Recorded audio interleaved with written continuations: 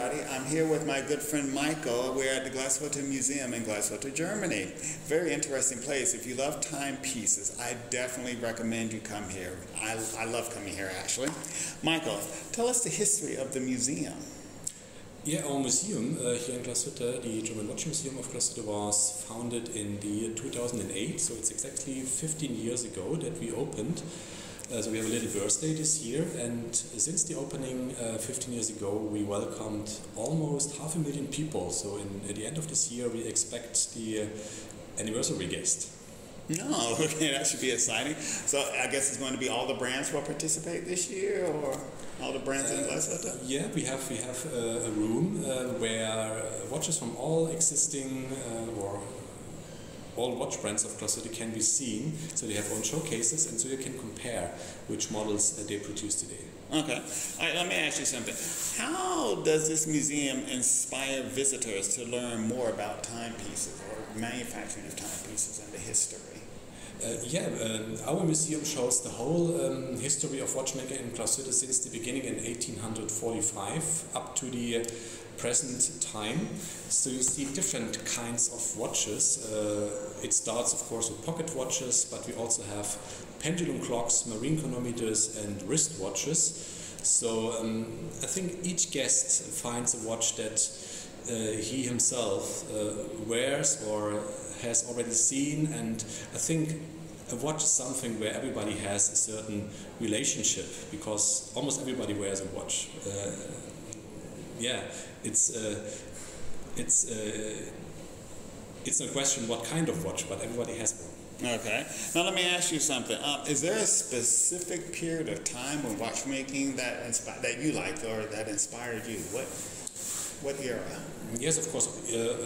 All times that we cover here are interesting, but for me, two times are a bit more interesting.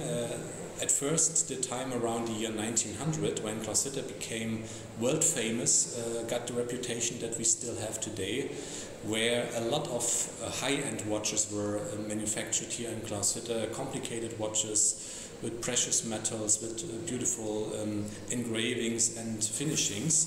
So these watches are still very interesting among collectors today.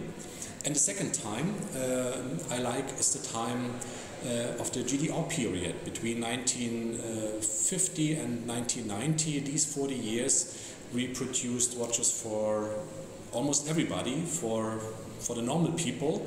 And a lot of people still today wear these watches, and we see a lot of these watches on flea markets and antique watch fairs, and the people like it, and they let repair it here in our restoration workship. So people can have their Glashütte watches repaired here? Yes, all kinds of historic mechanical Glashütte watches can be repaired in our workshop.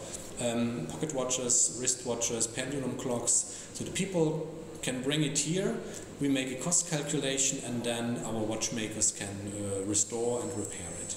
Okay, I'm going to pivot back. I wanted to ask you something.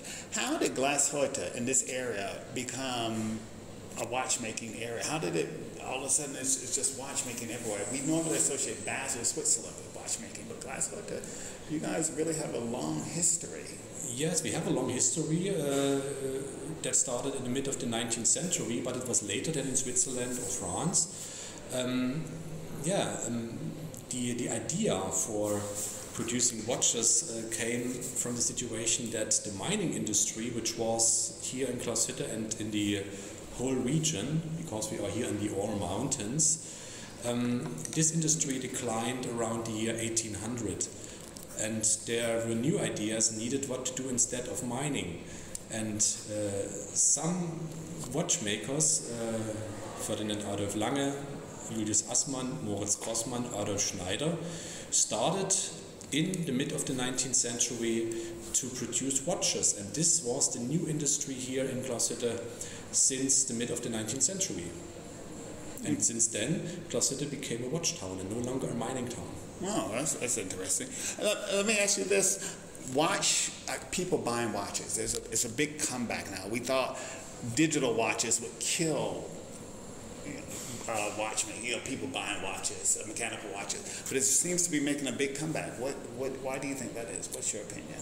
Yeah, because the mechanical watches from Glashütte or from other Swiss places are more than just timekeepers. They have a certain emotional value. When you buy a watch from Glashütte, you also buy craftsmanship. You buy the work that a lot of people invest in the watch. You buy the complications, the beautiful finishings, the precious metals. So it's more than just a watch. It's a kind of a feeling. That's true. I love watches, by the way. All right, I'll get back to the museum. What is a signature piece here in the museum? I think we have different signature pieces, but maybe the most photographed model here is the astronomic pendulum clock by Mr. Hermann Goertz that you see directly when you enter the museum at the entrance area. It's really unique. Mr. Goertz spent more than 30 years for creating this clock, and it's really amazing. You have to have a look at this clock. Also on our website you'll find some pictures. But also the smaller watches in our exhibition are really interesting. We have a room especially for the Glashütte treasures, where you can find some very complicated pocket watches, also including a watch with a tourbillon. Now, okay, now that's the question that's coming up. Since you segued right into it, tell us, what is a tourbillon? What is the movement of a watch? And keep it simple for us laymen here. Yeah, a tourbillon is still one of the highest complications in the watch business. So when you look at the high-end brands that have tourbillons in their collection, you find prices of several 10,000 euro or more than 100,000 euro for watches with tourbillons. So it's a very complicated thing, and it was originally invented by the watchmaker Abraham Louis Breguet around the year 1800 for compensating the effects of the Earth's gravity.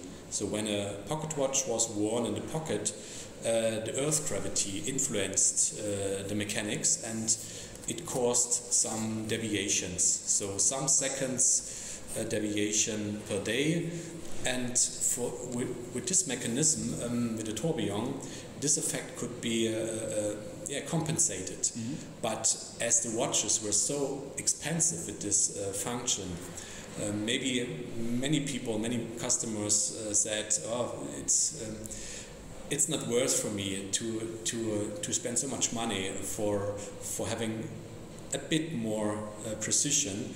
And that's why still today watches with tourbillons are more prestigious. Not more precision anymore, because today we have wristwatches where this effect is not so strong anymore. But today the high-end brands still have tourbillons in their collections because it's part of their reputation, of their image. When they want to play in the Champions League of the high-end watches, they need this complication in their collection. I see, I understand. So to make a tourbillon, okay, I'm going to say make or produce a tourbillon watch, how long does it take, for example? I mean, what are we talking, a few hours, a few days, a few years, a few months? I don't know. Yeah, for tourbillon watches, alone the assembly, it takes some weeks to assemble the watch because it's so time consuming. And when you also take the production of the components for the watch and the development of the movement, it takes from the beginning, from the first sketch to the finished model, it can take some years. Oh, really? For develop a watch. Yeah. Oh, I had no idea. All right, last question, but it's a throwback to a previous question. You guys said you repair any watch from Glashütte here. Are there any brands we should be on the lookout for if we're in a flea market or we happen to come across a store that sells watches? Are there any brands you recommend to be on the lookout for? Yeah, the most interesting brands, of course, were the brands of the founding fathers. Historic Lange watches, historic Assmann watches, historic Rossmann watches, historic Schneider watches, but also watches from later, Union, Gläser, And also the wristwatches from the GDR era are interesting. So yeah, just have a look at special watches, special brands from the Glashütte history, and yeah, then you can bring it here. Oh, okay. That's good to know. I'll put the link below so everybody can see where to send the watches or who to contact if you have a Glashütte watch. Thank you, Michael. Thank you for the interview.